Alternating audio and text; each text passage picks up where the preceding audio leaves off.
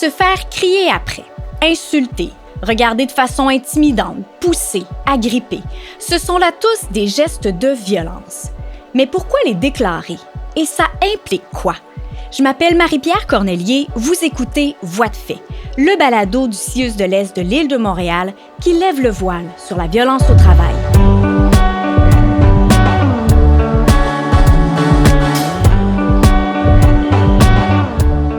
Dans cet épisode, on se plonge dans l'importance de la déclaration de la violence au travail et de ses grandes étapes. Avec nous, pour en discuter, j'ai Isabelle Cuconati, qui est préposée aux bénéficiaires de formation. Merci Isabelle d'être là. Bonjour. Ça fait déjà 16 ans que tu travailles en santé et sécurité pour le syndicat de la CSN et maintenant tu en es vice-présidente. Franck Camus, qui est aussi des nôtres aujourd'hui, depuis une dizaine d'années, tu œuvres en santé et sécurité et tu es maintenant l'un des chefs d'équipe dans le service de prévention et de soutien à la santé organisationnelle au CIUS de l'Est. Merci, Franck. Merci. Tout d'abord, tout simplement, pourquoi c'est si important de déclarer des gestes de violence dans son milieu de travail? Et je répète qu'on parle beaucoup de la violence de l'usager envers l'employé. Alors, tout d'abord, c'est important de déclarer que ce soit une situation de violence ou autre, c'est toujours important de déclarer. Il y a un aspect légal. On n'élaborera pas trop aujourd'hui là-dessus, mais c'est une obligation légale. Ce qu'on veut, c'est pouvoir avoir un milieu de travail sain. Donc, déclarer, c'est la base. On veut pouvoir éviter la récidive des accidents. On veut pénétrer cette culture de la santé-sécurité, notamment au regard de la violence. Donc, c'est tous des éléments qui sont importants pour pouvoir bien faire son travail. Et j'aimerais aussi ajouter qu'on parle beaucoup de déclaration lorsqu'on en est victime, mais c'est important aussi quand on est témoin de la déclarer, cette violence-là, n'est-ce pas? Oui, tout à fait. Sur les déclarations d'accidents telles qu'elles sont conçues au CIUS, il y a la possibilité pour les témoins de déclarer, donc de venir un peu étoffer le dossier. Et nous, en termes de prévention, ça nous aide beaucoup après ce qu'on va faire au niveau de l'enquête de l'accident. Et comment ça marche? Une fois qu'on est victime d'un acte de violence, peu importe soit-il, on se rappelle, la violence, ça va autant de la violence physique à psychologique, du harcèlement, d'intimidation, peu importe le geste. Comment ça marche? Une fois qu'on en est victime, comme employé, là, je fais quoi? Je me tourne vers qui?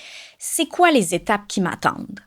À la base, l'employé peut se tourner vers son gestionnaire. Il va remplir sa portion de l'enquête du formulaire qu'il va trouver sur l'intranet.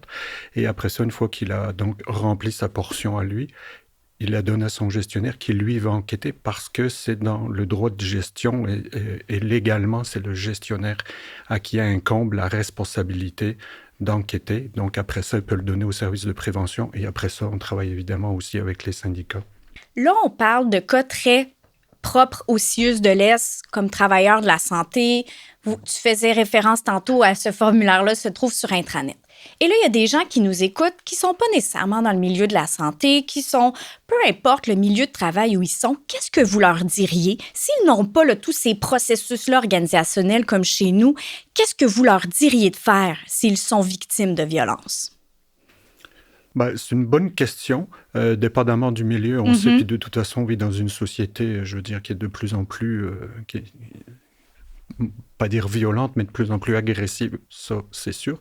L'idée, à la base, c'est qu'à partir du moment où, légalement, de toute façon, ça rentre aussi en ligne de compte dans la réforme de la loi santé-sécurité du travail, notamment pour la violence conjugale, c'est sûr qu'à ce moment-là, il faut que l'employé puisse avoir le soutien de son organisation, pouvoir le dénoncer, entre guillemets, pour mettre en place les bonnes pratiques. Si le gestionnaire ne le sait pas, et qu'il n'y a pas de procédure, par exemple, de suivi, etc., c'est sûr que c'est plus compliqué. Donc, à la base, puis effectivement, je dirais que l'aspect de la violence par rapport à quelqu'un qui aurait fait une chute sur un sol mouillé, c'est sûr que c'est un petit peu plus délicat à traiter. C'est pas encore...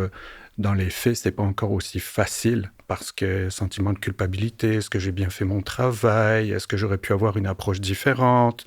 Donc, il y a toujours ça. Puis, c'est une barrière qu'il faut réussir à briser. C'est encore relativement nouveau, mais C'est important, puis c'est nécessaire à faire parce qu'on veut des milieux de travail qui soient sains physiquement. Ça, c'est reconnu pour tout le monde, mais aussi psychologiquement. Ça, c'est relativement nouveau, donc oui, il y a du travail à faire. Et quel est le rôle du syndicat dans cette déclaration-là? Par exemple, au CIUS de l'Est et dans d'autres organisations où il y aurait un syndicat, dans quelle étape il entre en ligne de compte? C'est sûr que le syndicat est partie preneur depuis le début. Bien, nous, on accompagne et on soutient les travailleurs. C'est vraiment de dire que dans les milieux de travail, la violence est tolérance zéro. Donc, il ne faut pas banaliser. Il faut le déclarer afin de prendre en charge la situation et de mettre les mesures en place pour assurer un milieu de travail exempt de violence. Et si, par exemple, moi, je suis victime de violence dans mon milieu de travail, je me tourne vers ma gestionnaire. Ma gestionnaire, elle n'accueille pas nécessairement ma déclaration. Là, je pourrais me retourner, par exemple, vers mon syndicat puis leur demander du soutien dans cette démarche-là, n'est-ce pas? Exact, parce que souvent, des gestionnaires, ils vont prendre la déclaration de violence comme une mauvaise gestion, mais en fait, la déclaration est vraiment pour prendre en charge la situation. Donc, le syndicat, qu'est-ce qu'il va faire? Il va accompagner les travailleurs et collaborer avec le service de la prévention. Donc, on les accompagne depuis le début et on essaye d'avoir un suivi jusqu'à la fin, jusqu'à les mesures soient mises en place. Et c'est vraiment pour que les employés ne se retrouvent pas tout seuls et qui décident de ne pas déclarer. Et ça implique quoi pour l'employé qui déclare? Ça implique quoi? Est-ce qu'on va lui demander sa version des faits 40 fois pendant 4 mois, puis il va avoir une analyse de tout ça dans 6 mois? Est-ce qu'il y a des délais? Est-ce qu'il y a une durée à tout ça? Pourriez-vous nous en dire davantage à ce niveau-là? Oui, il y a des délais. Légalement, il y a des délais. Nous, au CIUS, on a des délais de 7 à 10 jours avant 7 à 10 jours de délai pour que l'employé et le gestionnaire nous remettent la déclaration, l'événement de situation accidentelle. Et là, nous, on enquête. Donc, au besoin, on rentre en contact avec le gestionnaire. Si c'est pas clair, si on n'est pas capable de dégager une tendance pour avoir des mesures correctives à mettre en place pour sécuriser le milieu de travail, c'est sûr qu'on va aller plus loin. C'est le but de l'équipe de prévention. Puis évidemment, on travaille aussi de très proche avec les syndicats qui, des fois, nous remontent aussi des événements. Donc, c'est un travail vraiment paritaire là-dessus. Puis si on veut prendre la grandeur du CIUS, à la grandeur, au nombre d'employés qu'on est, on ne peut pas espérer résoudre ces problèmes-là tout seul. Donc, nous, on a beaucoup de collaboration avec les syndicats, que ce soit par les comités, mais aussi beaucoup le travail. On s'appelle quand il y a des déclarations pour avoir le point de vue de l'autre aussi, c'est important. Est-ce qu'il y a de plus en plus de déclarations? Est-ce que les gens en parlent davantage? Est-ce que c'est moins tabou? Au niveau de la violence, je ne sais pas ce que tu en penses, Isabelle. Je dirais qu'il y a une banalisation. C'est de là l'importance d'une campagne de sensibilisation. Il faut toujours répéter. Oui, je trouve qu'il y a une sous-déclaration. Donc, d'où l'importance d'en parler, de sensibiliser. Tu disais, toi, Isabelle, dans le syndicat, ce qui est important, c'est de sensibiliser ses membres. C'est pas pour rien qu'il y a des équipes de santé et sécurité, de santé organisationnelle dans des grosses organisations. C'est justement pour faire la promotion de l'importance de la déclaration. Bien, merci beaucoup à vous deux. Isabelle Cuconati, vice-présidente santé et sécurité pour le syndicat de la CSN au CIUS de l'Est. Franck Camus, qui est l'un des chefs d'équipe dans le service de prévention et soutien à la santé organisationnelle. Merci d'avoir été avec nous. Merci à vous d'avoir été à l'écoute. Je m'appelle Marie-Pierre Cornelier. Voix de fait est un balado du CIUS de l'Est de l'île de Montréal.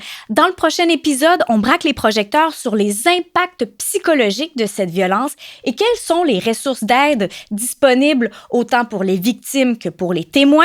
Si cette émission vous a plu, abonnez-vous à notre chaîne YouTube du CIUS de l'Est de l'île de Montréal ou encore à votre plateforme d'écoute préférée. À bientôt!